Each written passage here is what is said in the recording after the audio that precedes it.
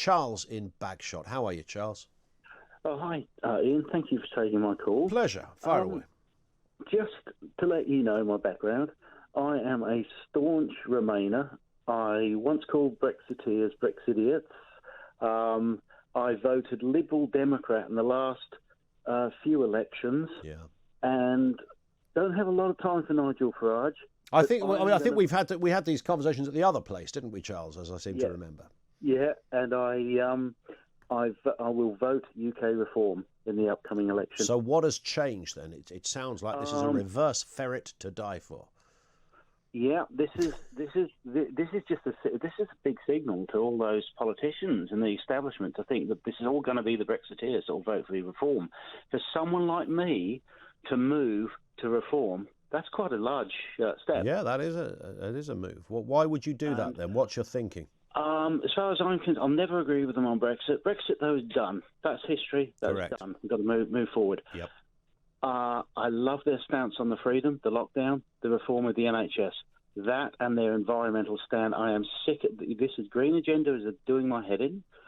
I am done with these lockdowns, and I am sick and tired of throwing more and more money into this NHS black hole when there's going to be no reform of it.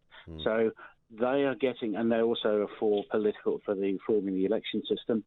I will vote reform. When did we go on?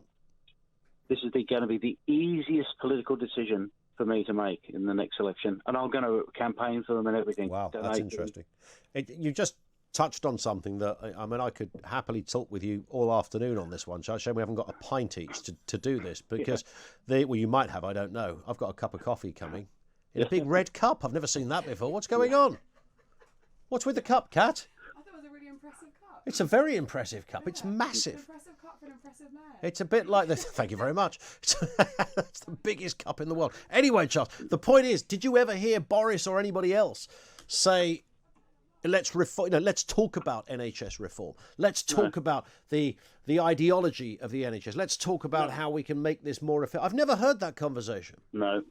And I'm hoping Mr. Richard Tice is listening to this call, because I think hopefully it'll give him some hope, because, as I say, I am moving to his party, and I just think that people, I think these mainstream politicians have underestimated, like they did with Brexit, the anger that's out there of these lockdowns, the anger that's out there of the waste that's happening in the NHS. Yep.